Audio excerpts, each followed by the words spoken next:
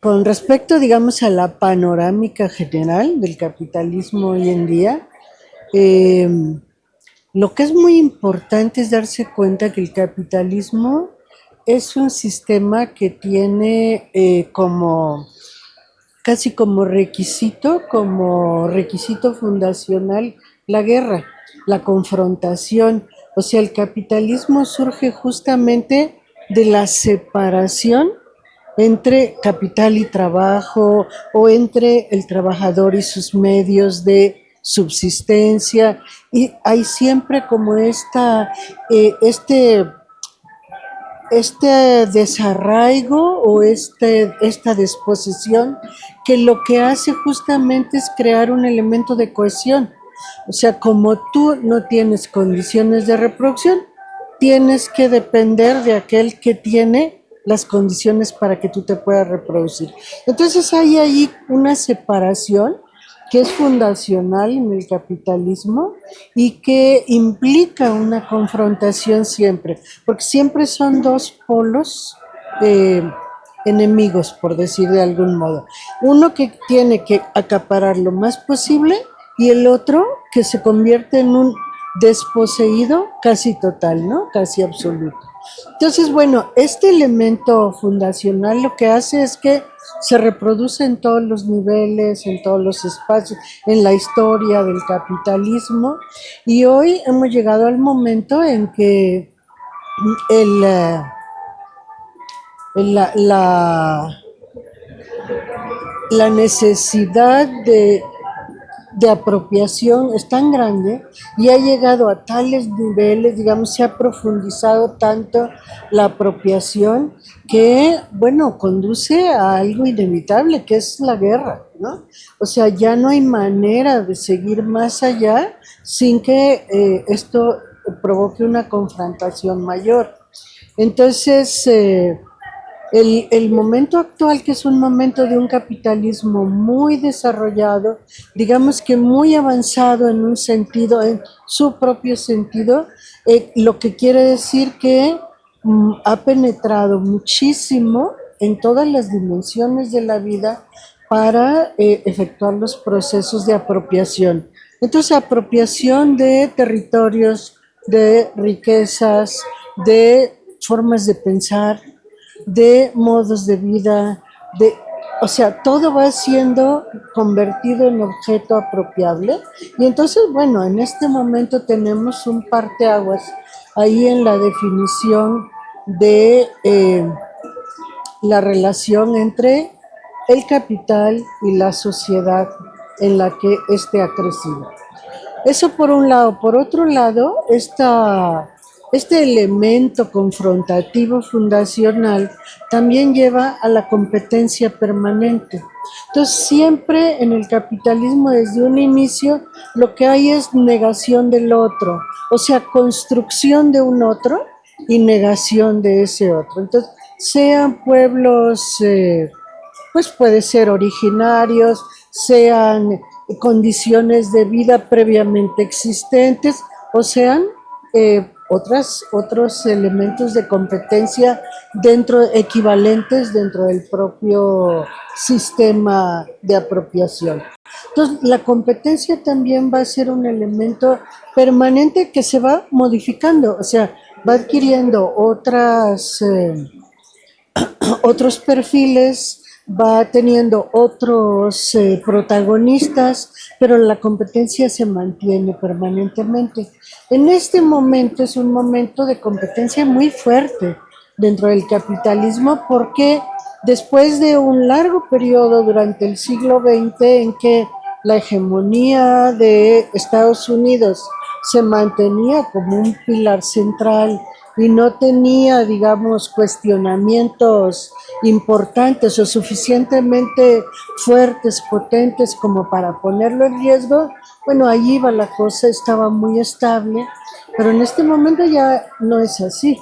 O sea, en este momento hay poderes equivalentes que están disputando ese espacio hegemónico, sea para reconocer que no hay solo un punto en la cúspide de la pirámide del poder y entonces, bueno, se tiene que pensar en esto que se dice tanto, ¿no?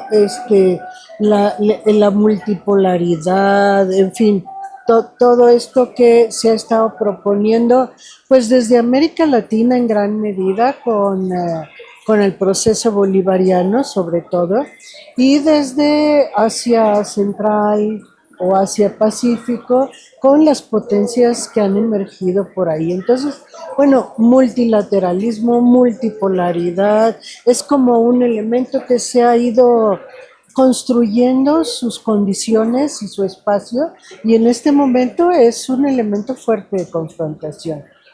¿Quién está confrontando el poder hegemónico? Por un lado, una, una Rusia muy destruida después del estallamiento de la Unión Soviética y que se pensaba que realmente estaba pues, en condiciones de no poder remontar fácilmente, ¿no? Y por otro lado, China, una China que estaba muy encerrada, que tenía supuestamente, o bueno, sin supuestamente, que tenía un proceso de organización social distinto, ¿no? El socialismo chino, el comunismo chino, y que empezó a incorporarse dentro de este sistema poco a poco, pero de manera como muy firme. Entonces tú ahí vas a tener dos poderes, uno que se ha desarrollado particularmente en el campo militar. Rusia tiene, digamos, una tecnología militar que, bueno, la estamos viendo hoy en día, que ha rebasado en muchos terrenos la tecnología occidental de Estados Unidos y de lo que llamamos el occidente colectivo. Entonces, bueno, ahí hay un desafío muy grande que viene desde hace tiempo, pero que en este momento ya tiene una marca definitiva.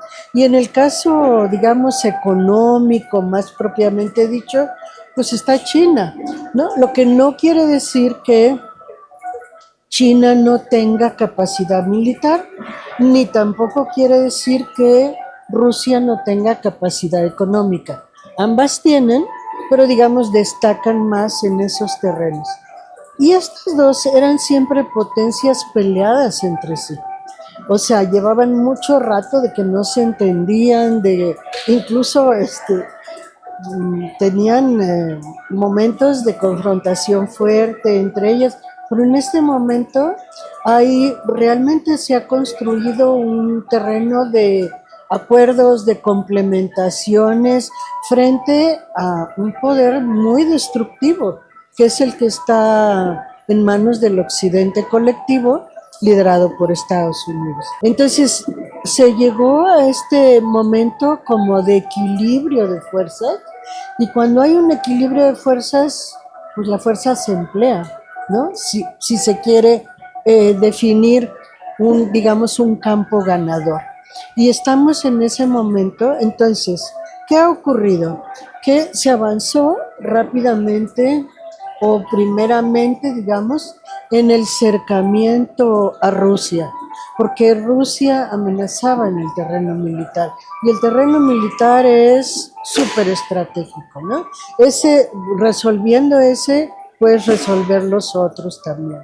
Entonces, era muy importante parar a Rusia, tanto boicotearla un poco como para que no tuviera condiciones de desarrollar más capacidades, como para restringirle su relación con el resto del mundo. Que eso es algo muy importante, porque entonces Rusia aislada no puede, digamos, tener condiciones tampoco de disputar poder, ni de mucho menos.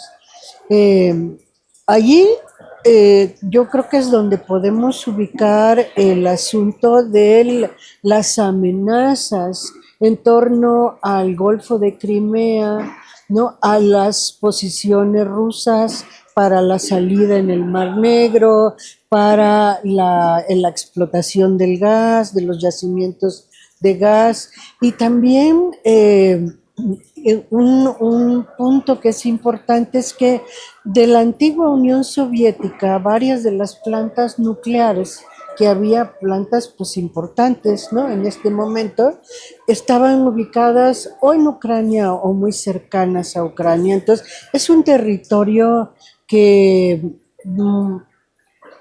como se prestaba a, a un diferendo entre los poderes occidentales, ¿no? Un poco detrás de Ucrania, tratando de imponer, incluso impusieron un candidato, porque Zelensky es un candidato relativamente impuesto, trabajado, de estos que se trabajan a través de la mediática y que, bueno, de repente se coloca en una posición pues de privilegio, ¿no? De poder.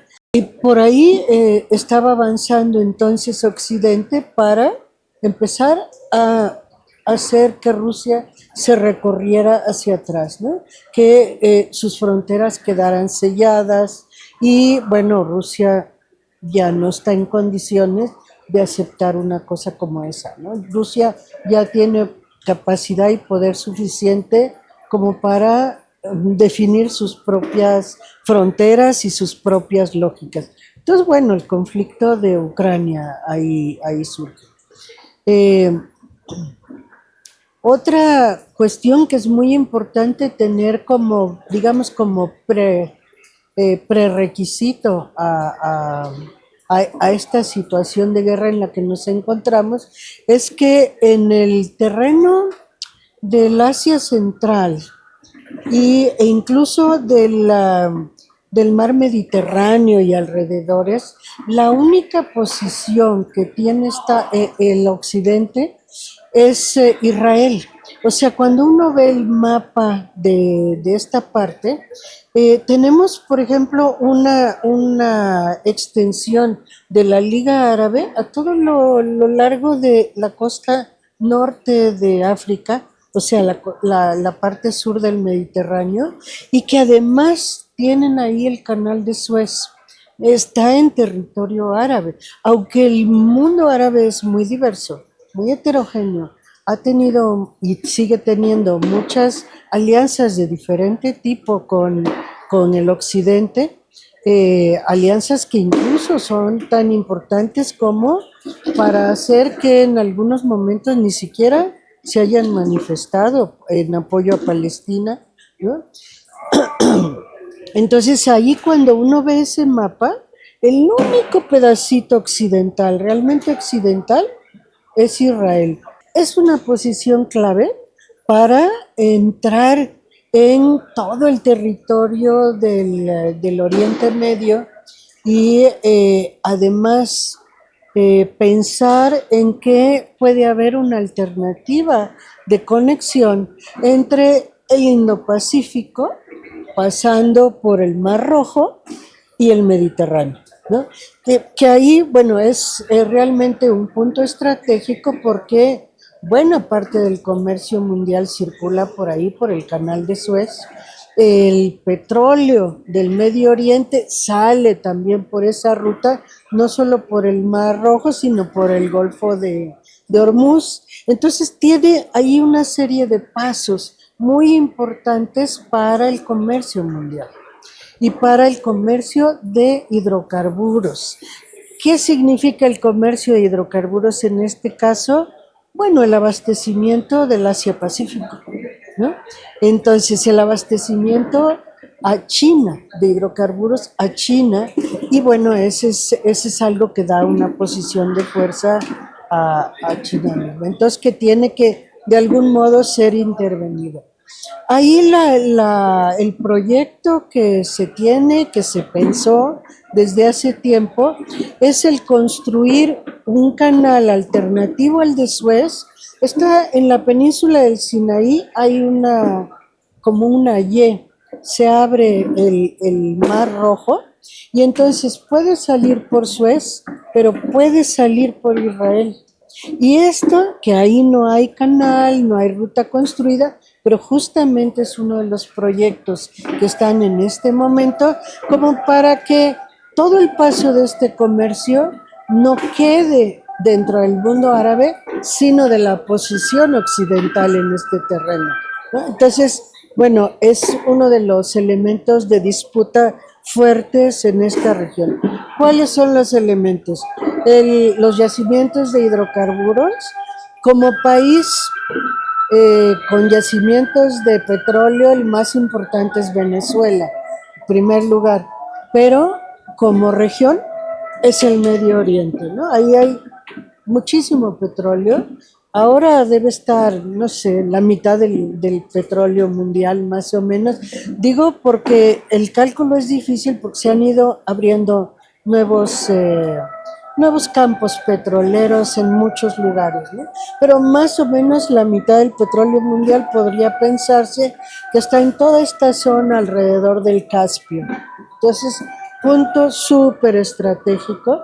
También, bueno, son las rutas de paso, no solamente estas marítimas de las que hablo, sino las tradicionales de conexión entre Europa y Asia, ¿no? La vieja ruta de la seda, todo eso pasa por ahí y es lugar también de disputa cultural. O sea, el Imperio Otomano en verdad terminó de ser derrotado por Occidente a principios del siglo XX, o sea, está aquí, ¿no? Muy cerquita en el tiempo y todavía es una fuerza viva que está ahí, que se puede rearticular, reconstruir. Entonces, todos estos elementos pesan para pensar en una intervención en esa región. Entonces, bueno, movilizar a la OTAN. A la OTAN, que es pues digamos, el escudo, el caballito de batalla de Estados Unidos, que es empujada por Estados Unidos, pero que tiene también algunos protagonistas locales muy bravucones, ¿no? Como puede ser el caso de Macron, o muy torpes, como puede ser el del canciller alemán, ¿no? Que pone en riesgo su propio país para estar disciplinándose a las políticas de Estados Unidos y del occidente colectivo. Lo primero que pasa ahí es que política de sanciones contra Rusia, ¿no? Entonces, sanciones contra Rusia que la quieren estrangular financieramente, le cortan las posibilidades de mercado para sus productos, que en gran medida son los hidrocarburos, ¿no? Le confiscan todo el oro que tiene en bancos del occidente, o sea, realmente un golpe muy fuerte contra Rusia, le impiden negociar en su propia moneda o con sus propios recursos, le cortan el SWIFT, o sea, fuerte digamos, el acoso contra Rusia. El problema es que no calcularon bien la fuerza que tiene Rusia ya hoy en día y entonces le cerraron de un lado y Rusia se volteó y abrió del otro. Y ha desarrollado muchas más relaciones que las que tenía o que las que había imaginado a partir del momento de las sanciones con toda el área asiática y con África. O sea, Rusia tiene una cantidad de posiciones, de acuerdos, de inversiones hoy en los países africanos como nunca había tenido. De manera que yo siempre digo, bueno, estas sanciones fueron muy mal pensadas por parte de Estados Unidos. Con China ha pasado algo muy similar también. Eh, China, caso un poco distinto, porque de repente de ser durante un tiempo el lugar donde las grandes empresas del occidente iban a producir con mano de obra barata, con ¿no? Incentivos, todo esto, pues de repente China se queda con toda esa producción en su territorio y dice, no, produzco yo, o sea, ¿por qué voy a dejar el campo libre? Y entonces a partir de ahí empieza un problema serio para Occidente en general, para Estados Unidos mucho más que para el resto, porque Estados Unidos había apostado mucho a la producción en China. Y eso le hizo descuidar los espacios internos de producción. Entonces Estados Unidos fue perdiendo como esta capacidad propia de sustentarse a sí mismo. Como fue perdiendo eso al extender sus redes de producción, deslocalizar partes de la producción, entonces lo que pasó fue que quedó como la casa matriz ahí, pero en realidad la producción estaba fuera. Y cuando necesita recuperar eso, porque por diferentes problemas, la pandemia fue una, pero por ejemplo, amenazas de insurrecciones, revoluciones, qué sé yo, en otros territorios, pues de repente está como en una situación de fragilidad que uno no se hubiera imaginado. De ahí yo es que entiendo también esta idea de Trump de hacer otra vez grande América, o sea, tiene que recuperar esa fuerza, porque si no Estados Unidos no sale adelante. Ahí estamos y entonces inician guerras Ucrania y Rusia, o podemos decir Rusia, Ucrania, OTAN, Estados Unidos, ¿no? Bueno, Estados Unidos es parte de la OTAN, pero particularmente Estados Unidos. Y por el otro lado está este ataque tan violento, tan, podríamos decir irracional, pero desde el punto de vista capitalista, pues hasta puede ser racional, contra Palestina, ¿no? Abramos ahora sí ese territorio, porque es el territorio donde vamos a construir el canal y muchas otras cosas, ¿no? Pero el canal es algo importante para explicar esto, y entonces, bueno, pues hay que limpiar ese territorio también, y viene, ¿no? Ahí, entonces, dos guerras distintas, muy cercanas geográficamente, y que involucran de diferente manera a muchos protagonistas regionales.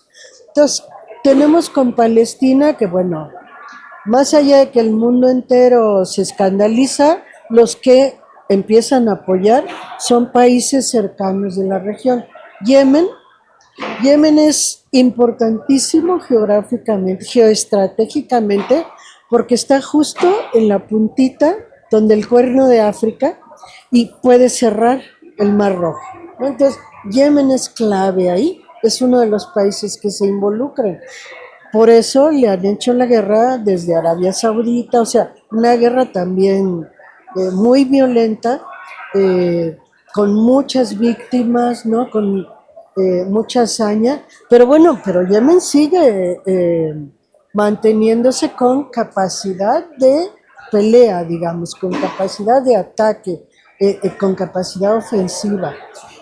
Otro país, Líbano, entonces Hezbollah, que Hezbollah, según Estados Unidos, es un grupo terrorista, según la gente en Líbano, te dice, pues es el partido político más importante que hay en el país, ¿no?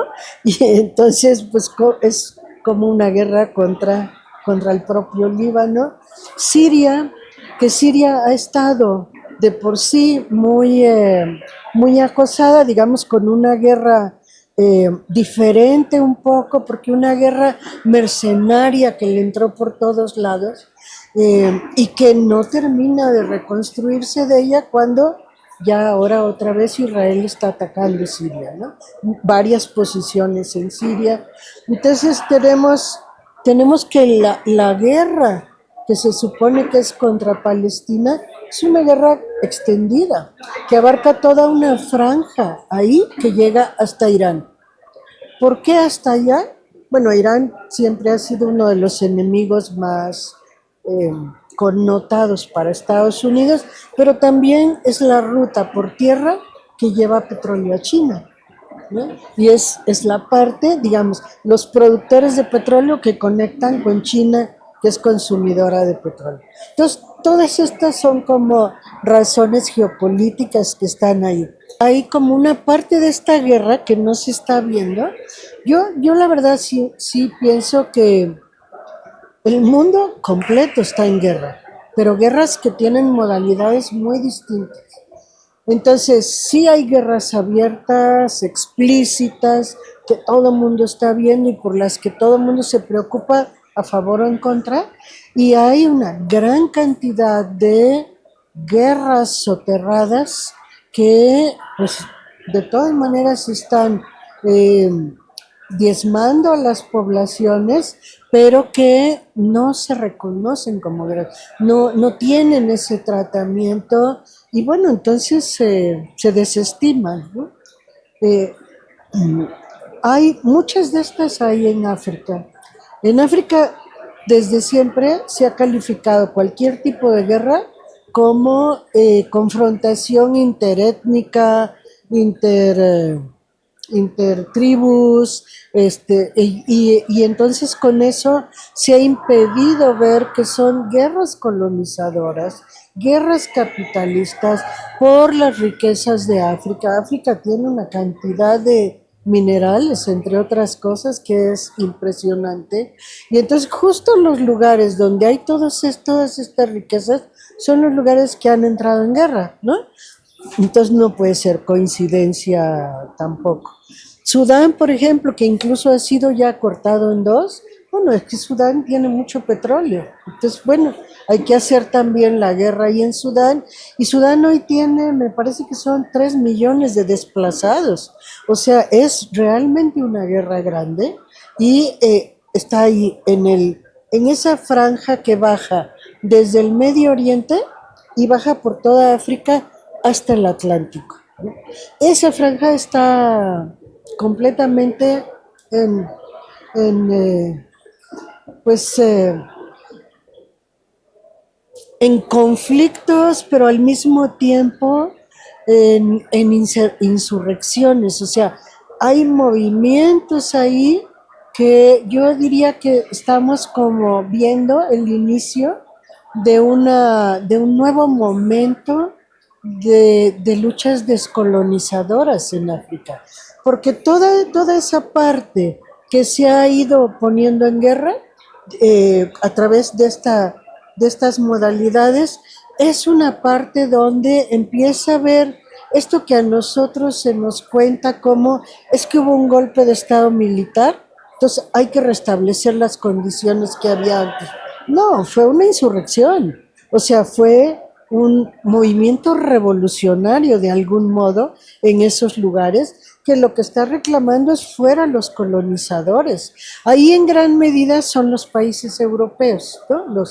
Los que se vislumbran como colonizadores, pero por supuesto que es la OTAN, o sea, es Estados Unidos con todo esto que está en esa franja. Pero entonces, todas las guerras que están en esa región son guerras en las que hay ataque contra la población, pero hay también una resistencia activa de la población.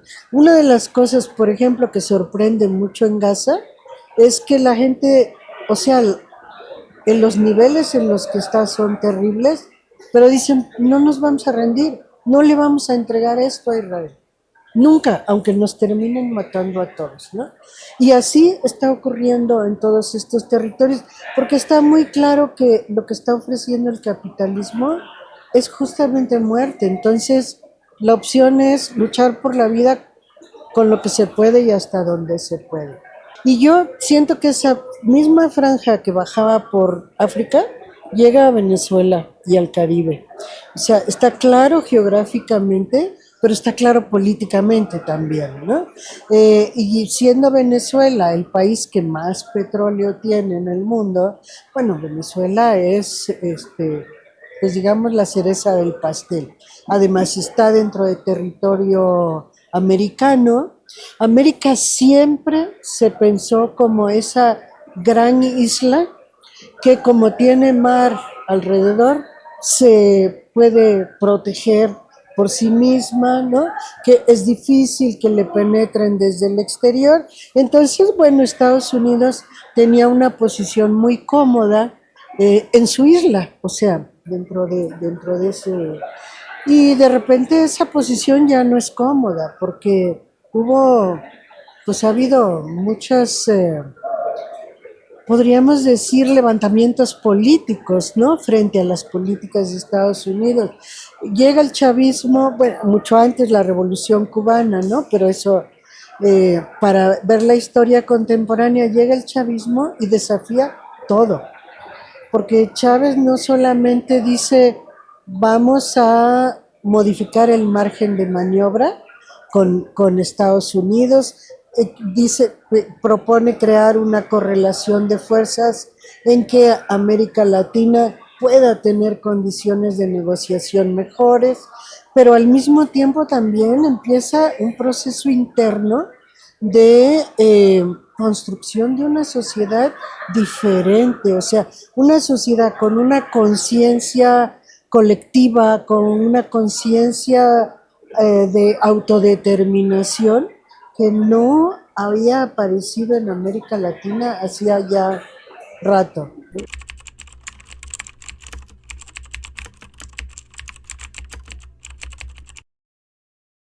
Venezuela ahí se convierte en un foco muy desafiante para este control de la isla americana por parte de Estados Unidos, pero hoy en día y conectado con las guerras del Medio Oriente, como Venezuela le pasa lo mismo que le pasó a Rusia, pero quizá con más severidad, Venezuela fue completamente estrangulada.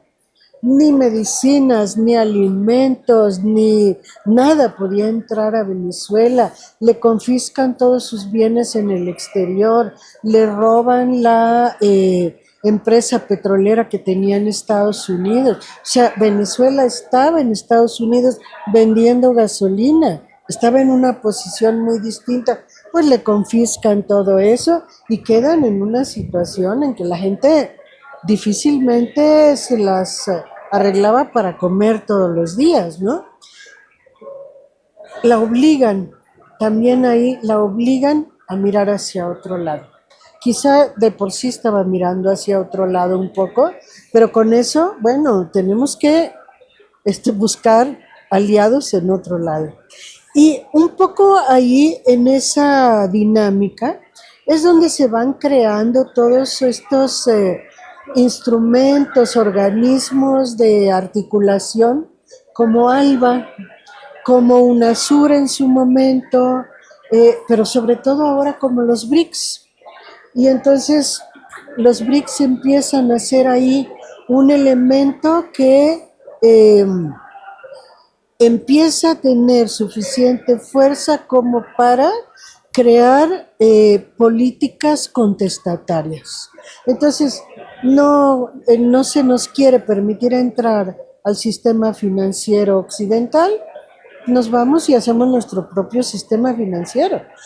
Funcionamos con nuestras propias monedas y bueno, para Venezuela eso es lluvia fresca porque no podía hacer nada, ¿no? Ya controló la inflación, ya hay una prosperidad que hacía rato no se veía ahí, tiene inversiones de diferente tipo, tiene proyectos tecnológicos, o sea, cambió completamente su relación, pero eso hace que sea una amenaza muy grande para Estados Unidos, porque por ahí es, digamos, la puerta donde está entrando China, donde está entrando Rusia, Irán, los competidores de Estados Unidos.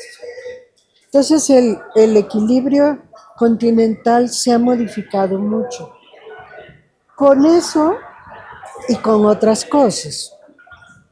Efectivamente ha habido, digamos que el siglo XXI ha sido como los primeros años, la primera década y media del siglo XXI fue de tremenda euforia emancipatoria en América Latina. Todo estaba ocurriendo acá. Los movimientos incorporados, incluso coincidiendo luchas de los movimientos sociales con las de los gobiernos, ¿no? Mucho a través del gobierno venezolano, pero Chávez tenía clarísimo que no solamente había que tratar con los gobernantes de los otros países, sino con las bases, con el pueblo, con los movimientos sociales, y convocaba todo el tiempo. Y bueno, la verdad que la manera como todo el panorama se movió en el continente fue impresionante.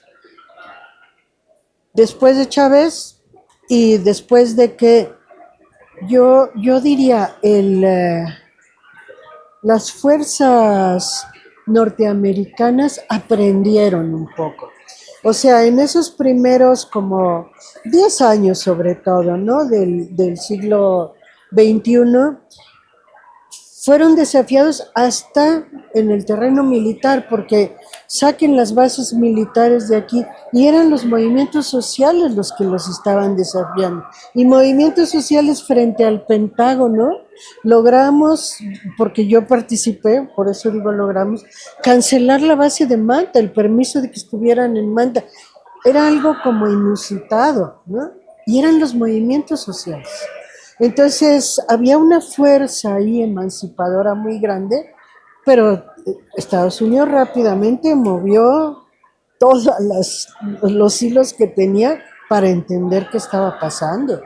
Y entonces todas las agencias de seguridad de Estados Unidos se movieron en el continente y aprendió y empezó a hacer cosas para volver a recuperar la situación, hasta apelando a las legalidades democráticas, ¿no? Porque eran golpes a través de instancias jurídicas o de alegando violaciones a la Constitución. En el caso de Zelaya, que fue el primer caso así en ese sentido. En otros, pues acusando a los mandatarios, a los gobernantes de corrupción o de malos manejos. Buscó mil formas, buscó corroer a los movimientos sociales, separar movimientos sociales de gobiernos, y otra vez empezó como esta doble ruta en la que los gobiernos y los movimientos sociales no se encuentran bien. Pasan, pero se alejan, porque la verdad que tienen objetivos, modos, horizontes distintos, ¿no? Hoy estamos un poco ahí, hoy estamos en una América Latina que se perdió como posiciones progresistas, que cuando eran muchas y con esta inspiración de la que estoy hablando, pues eran fuerzas progresistas quizá eh, más radicales que las que vemos hoy en día, ¿no? Iban un poquito más allá, se comprometían más con las fuerzas sociales. Hoy tenemos gobiernos progresistas un poco miedosos, un poco acosados, no se atreven, digo, en algunos casos se atreven más, de repente hay cosas muy interesantes como esta posición de Petro frente a lo de Palestina. Bueno, fantástica. El presidente de México no quiso tomar posición, ¿no? No quieren hasta la fecha decir nada de lo de Palestina. ¿Cómo es posible que uno diga que es gobierno progresista y que no diga nada contra el genocidio, ¿no? Pero bueno, ese es el tipo de progresismo que más o menos tenemos hoy en día.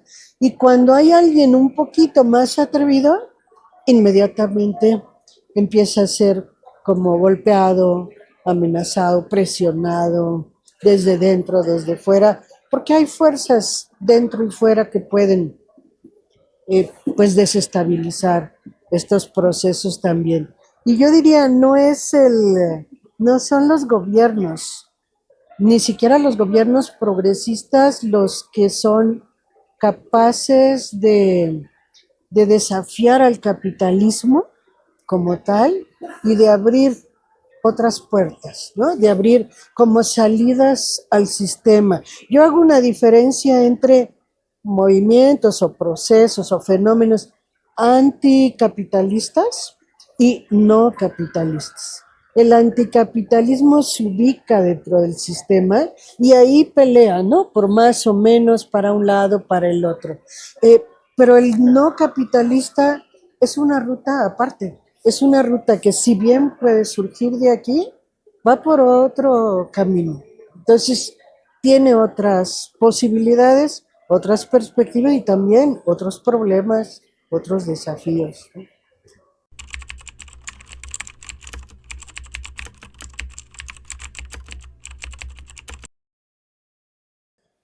Ay, es una pregunta muy difícil porque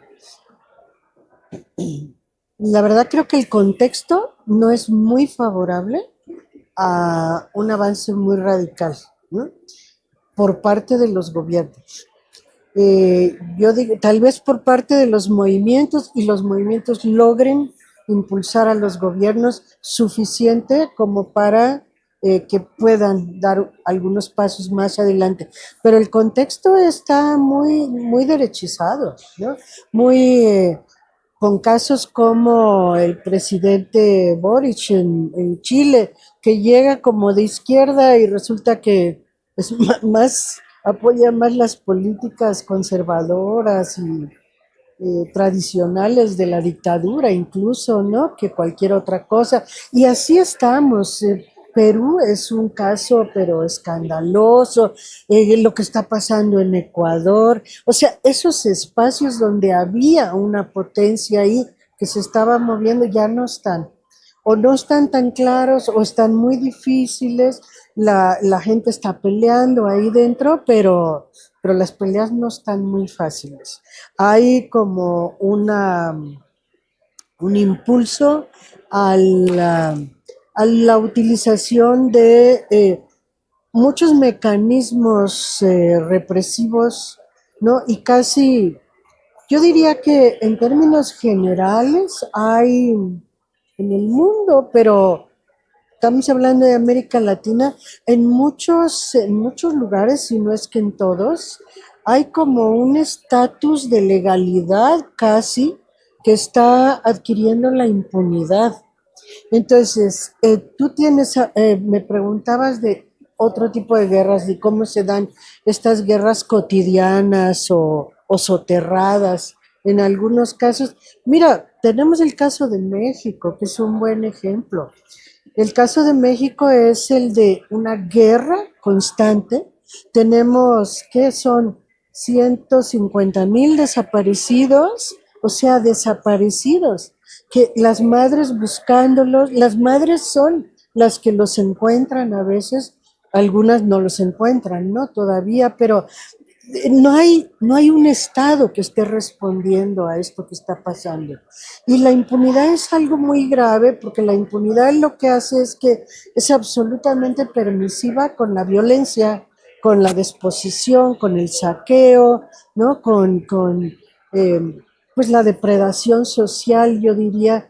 Y eso que está pasando ahí en un país que es curioso porque desde fuera se ve una imagen de México que no la estamos viviendo dentro, o que la vivimos solo a medias. Yo en algún momento decía, hay como realidades paralelas ahí, y entonces tenemos la realidad de los bien pensantes y la realidad, digamos, cotidiana de la violencia, de la impunidad, de la degradación cultural, ¿no? Degradación social en términos generales, que es la que han impuesto pues las fuerzas vivas, los poderes fácticos. Pero los poderes fácticos no actúan solitos.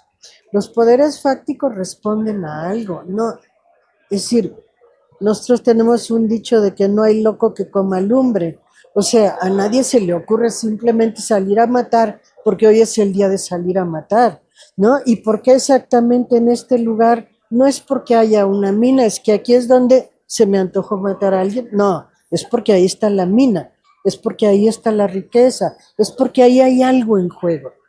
Y ese algo en juego combina como estas diferentes como facetas en las cuales se va seccionando el sujeto dominante, el sujeto de poder. Entonces el trabajo sucio lo hace el crimen organizado, ¿no? El trabajo sucio, pero que con visos más de legalidad, lo hacen las Fuerzas Armadas. Y así se va a comer. En la depredación directa, pues los empresarios, ¿no? Esto, y ahí se van combinando cosas. Se van combinando y entonces eso te crea una situación que si tú no la ves y solo te fijas en esta otra parte, pues no estás viendo el país, estás viendo lo que quieres ver, pero ese no es el país. En el discurso, siempre México ha sido un lugar interesante para estudiar en términos de modalidades de hacer política. Ha sido un lugar donde el discurso y la realidad no siempre marchan juntos. La política exterior y la interior pueden ser muy diferentes, ¿no? Al interior tú puedes tener guerra sucia y al exterior apoyas, recibes exilados de las dictaduras, ¿no? Eso ocurrió en el siglo XX, por ejemplo, y dentro había guerra sucia, y estaban matando guerrilleros y gente del pueblo, ¿no? Pero recibían a la gente de acá. O sea, siempre ha habido como ese juego y hoy en día tenemos una situación ahí que es para como un poco para decir cuáles son los retos que tienen estos gobiernos progresistas. Eh, es un gobierno que quiere tener una política social un poco más amplia, pero que tiene que o quiere, no sé cuál de las dos cosas, apoyar principalmente a las Fuerzas Armadas, porque si no, no se puede sustentar. Entonces son las Fuerzas Armadas las que le dan fuerza, pero le cobran carísimo. Y las Fuerzas Armadas tienen su propia dinámica. En el caso de México, bueno, está documentado ampliamente cómo trabajan junto con el crimen organizado. O sea, todo lo que tiene que ver con tráfico de drogas, todo, si no estuvieran juntos no se podría hacer. Entonces, hay toda esta mezcolanza y entonces, ¿cómo calificas a ese gobierno progresista o a ese proyecto progresista? ¿Lo calificas desde el punto de vista de una política social que quizá es más abierta, pero no tiene presupuesto? ¿O desde las posiciones estas que ahora acaban de aprobar el nuevo presupuesto y es un escándalo en el país porque justamente le recortan a salud y educación, le amplían a las fuerzas militares, las dejan haciendo los famosos megaproyectos, que son estas grandes obras dañinas por todos lados, ¿no? Pero que ellos las tienen a su cargo y son de seguridad nacional. Entonces, imagínate la impunidad, el nivel de impunidad que se está desarrollando ahí. Presiones hay muchas. Entonces, más allá de que yo no sé si los gobernantes en México querían o no querían las cosas así, estos gobernantes progresistas, pero la realidad es que así salen, porque o las querían mucho más lindas y no calcularon en qué contexto estaban, o entonces pues simplemente se asimilan y siguen la corriente, ¿no? Agrégale la presión de Estados Unidos, que es mucha, muchísima. En el caso de México, muchísima, pero también en América del Sur, pues en Centroamérica ni se diga, ¿no? Entonces, vas a tener un gobierno progresista que está atado de manos por todos lados. Y yo, por ejemplo, veo, bueno, no me quiero pronunciar mucho sobre Colombia porque tampoco conozco tan de cerca el caso, pero yo veo algunas iniciativas que hay acá que las veo muy interesantes, muy valientes, muy atrevidas, que responden a la propia movilización del pueblo colombiano, a esta insurgencia pues tan interesante que ha habido en los últimos tiempos con el Congreso de los Pueblos, con los campesinos movilizados. O sea, es muy interesante todo esto que está pasando y todo eso le da soporte al gobierno como para lanzarse un poco más lejos, pero inmediatamente le cortan. Inmediatamente se hace una buena declaración internacional con Palestina y ¡pum! Le caen, ¿no? Amenazas por todos lados.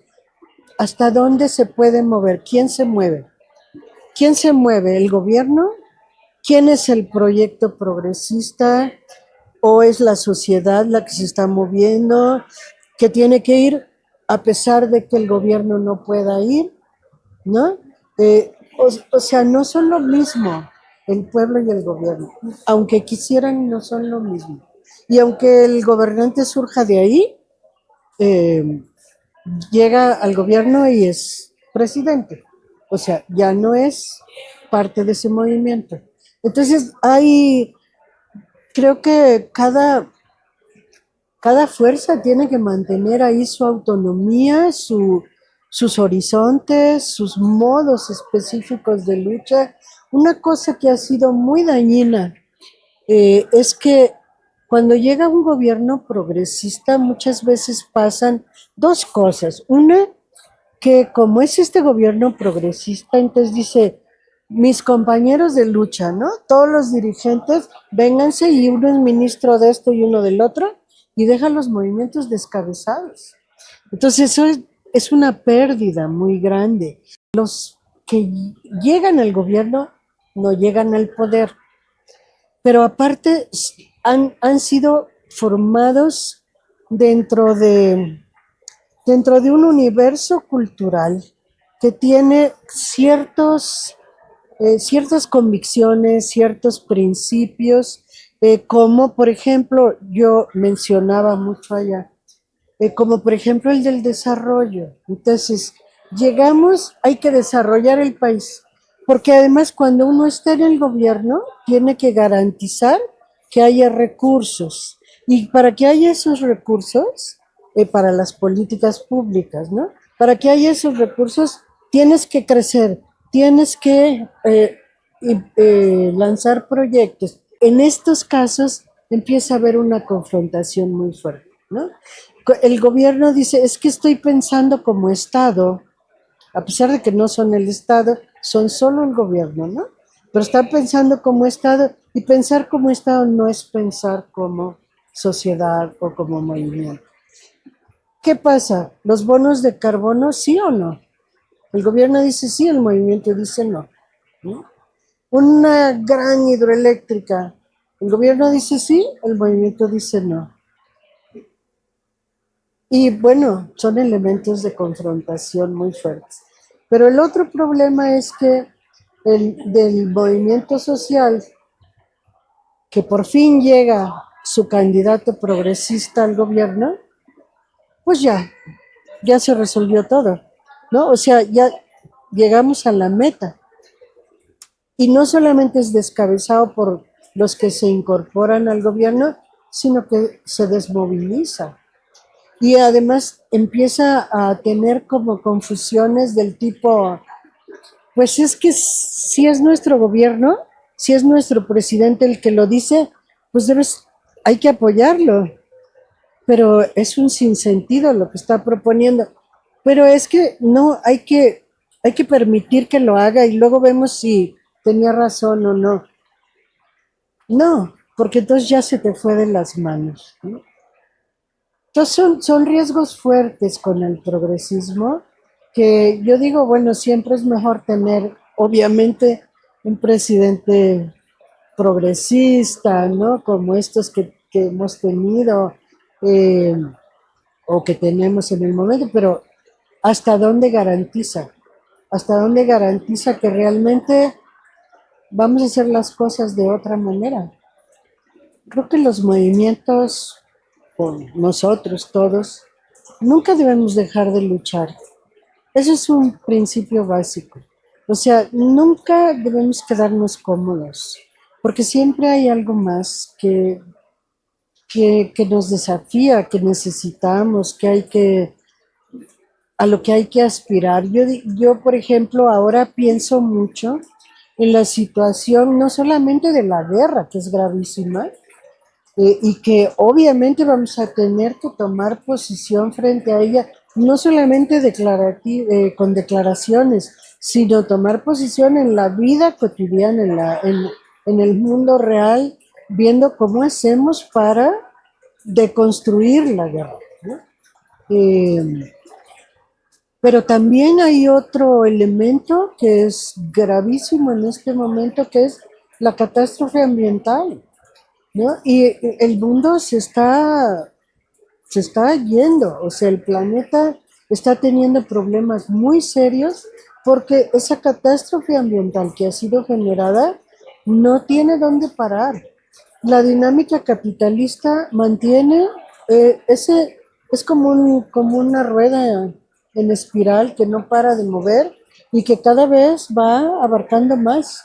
Entonces, por ejemplo, hay parte de los teóricos, digamos, los ecologistas, hablan de que estamos en el momento de la sexta extinción. Entonces, que es una extinción masiva que, bueno, va a terminar con la vida en el planeta, poco a poco, o sea, toma tiempo.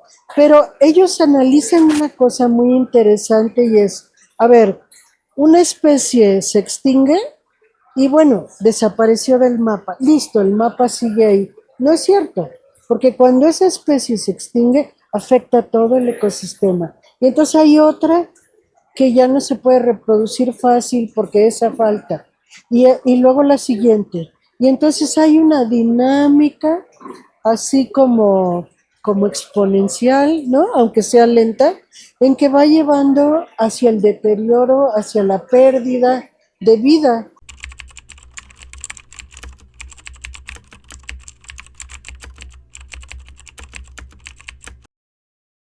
O sea, como se han ido eliminando condiciones ambientales, también entonces tenemos como un poco la furia de la naturaleza, ¿no? Sobre nosotros.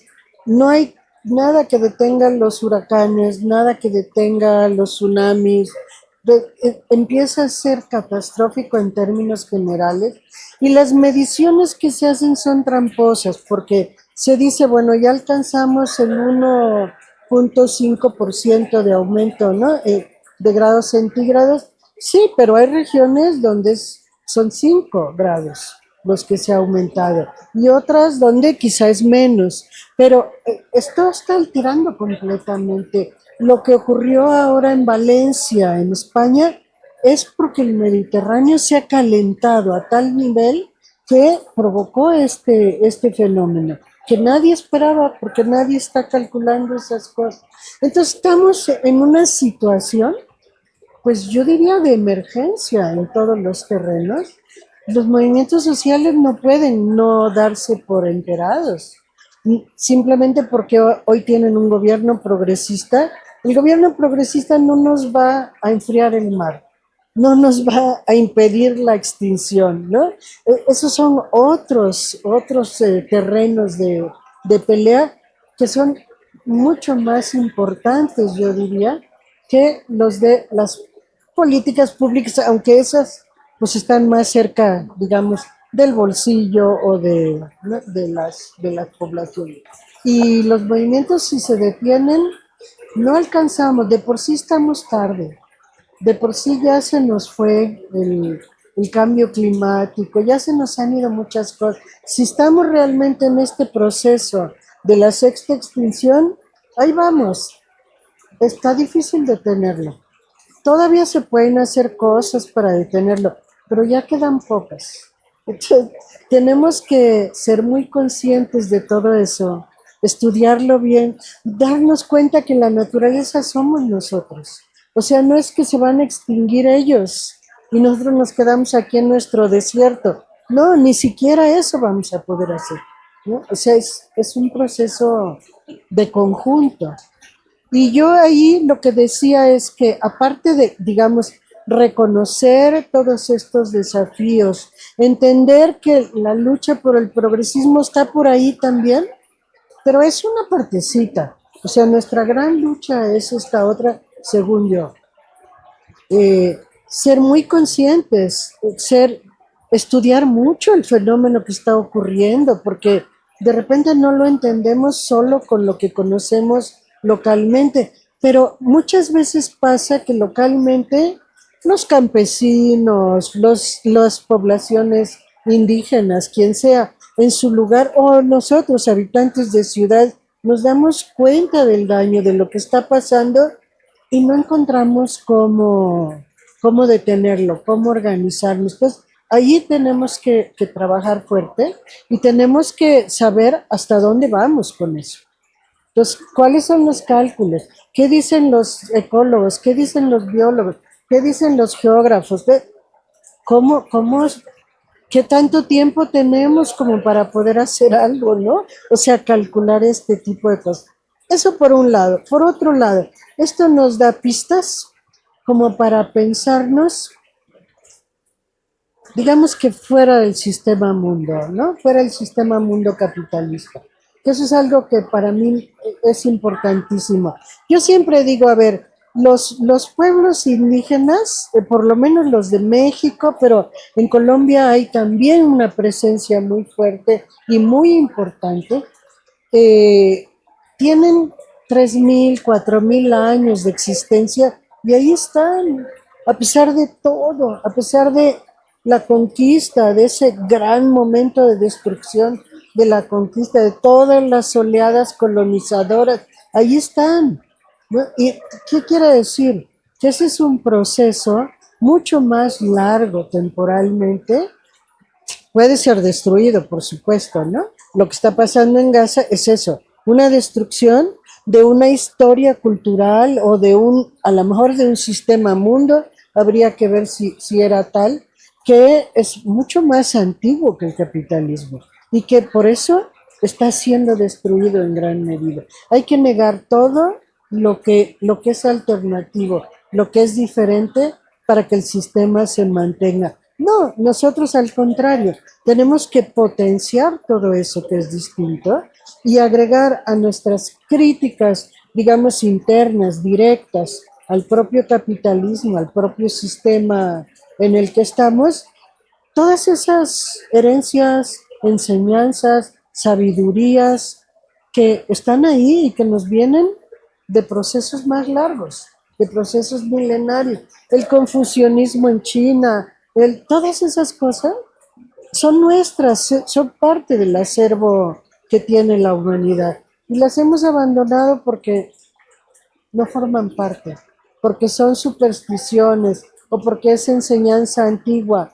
No es enseñanza antigua, la traemos dentro.